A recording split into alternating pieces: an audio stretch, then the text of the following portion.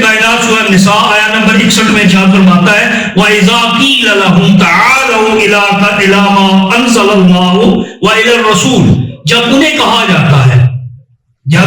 کہا جاتا ہے کہ کیا تعالوا آ جاؤ إِلَىٰ مَا أَنزَلَ اللَّهُ، جو اللہ نے نازل کیا ہے اس کی طرف،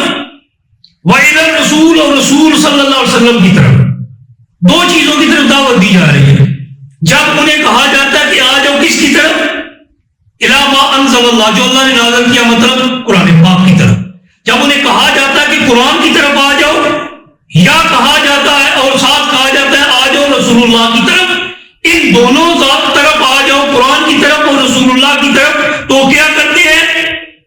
وَرَأَيْتَ الْمُنَافِقِينَ، تو آپ دیکھتے ہو کہ منافق کون ہے؟ وہ جو ظاہراً ایمان کا اظہار کرے لیکن باطناً مومن نہ ہو، یعنی مومن نہیں ہوتے، منافق ہوتے ہیں۔ اور سب سے خطرناک ترین اور سب سے گھٹیا ترین صورت جو ہے رب کائنات نے قرآن پاک کے اندر منافقین کی قرار دی ہے۔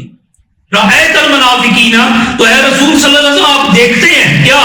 آپ نے دیکھا کہ منافقین یصدون عنک صدودا، وہ کس سے بھاگتے ہیں؟ وہ صرف آپ کی ذات سے منہ پر پھیر رہتے ہیں، قرآن سے نہیں ہٹتے، قرآن کا انکار نہیں کرتے۔ وہ کیا کرتے ہیں؟ وہ آپ کی ذات کا انکار کرتے ہیں، آپ کی طرف رجوع کرنے سے بھاگتے ہیں، وہ روکتے ہیں، آپ کی طرف آنے سے روکتے ہیں۔ تو پتہ چلا ایمان کا فیصلہ رسول اللہ صلی اللہ علیہ وسلم کی ذات کے ساتھ تعلق کے ساتھ ہوتا ہے۔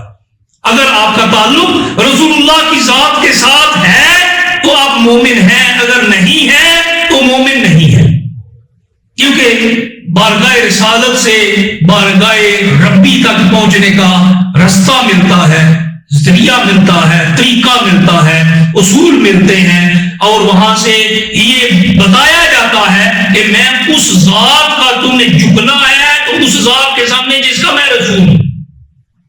کیونکہ سرکار دو عالم صلی اللہ علیہ وسلم نے آپ نے جو ان کے اندر سب سے پہلے جو دلیل دی تھی نا، آپ یاد رکھیے رب کائنات کی بارگاہ میں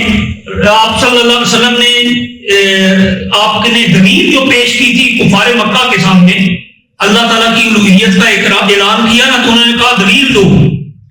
کوئی دلیل دو، اللہ تعالیٰ کا الہ ہے، وہ واحد ہے، وہ احد ہے، یہ بت کچھ نہیں ہے، تو آپ اس پر دلیل دو۔ تو آپ نے فرمایا تھا فَقَدْ لَبِثْتُ فِيكُمْ عُمَرًا، فَقَدْ لَبِثْتُ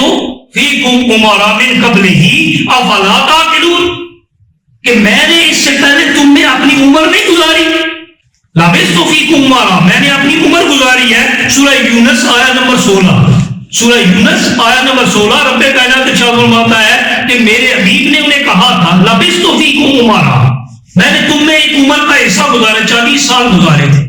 دلیل کیا پیش ہو رہی ہے اللہ کی الوہیت پر؟ ذات مصطفیٰ آپ کی 40 سالہ زندگی،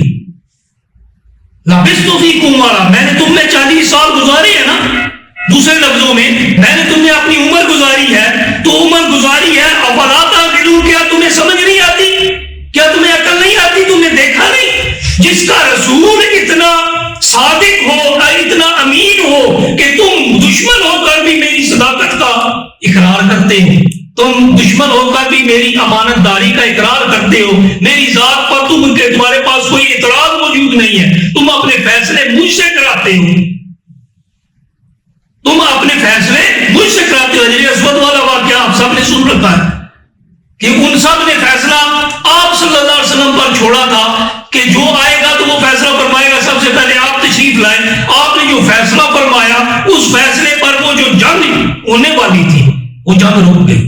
اور حجر اسود آپ صلی اللہ علیہ وسلم نے بیت اللہ شریف کے اندر نصب فرمایا تھا اپنے ہاتھ سے، اور سارے نے صرف اس آپ کے فیصلے پر کہ آپ نے فرمایا تھا ایک چادر بچھا دی جائے، اس کے اوپر حجر اسود آپ صلی اللہ علیہ وسلم نے خود ہی رکھا، انہیں کہا اس چادر کو اٹھا کر لے چلو، سارے سردار اس کا ایک ایک کونا پکڑ لو، سارے سرداروں نے کونے پکڑ لیے، وہ اٹھا کے خانہ کعبہ کے پاس لے آئے، آپ نے پھر اب رکھا کس نے تھا؟ اب دیکھیں نا، رکھا بھی اسی ذات نے، نصب بھی اسی ذات نے کیا، کسی نے اعتراض کوئی نہیں کیا۔ ان کا جو اعتراض تھا کہ اسے نصب ہم کریں گے، انہیں اپنا اعتراض ہی بھول گیا،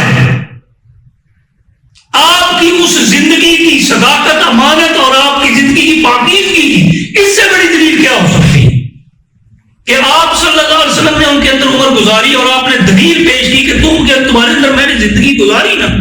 کیا تمہیں عقل نہیں آتی؟ تو رب کی الوہیت اور اس کی وحدانیت کی دلیل بن کر رسول پاک صلی اللہ علیہ وسلم تشریف لائے، آپ کو بھیجا گیا۔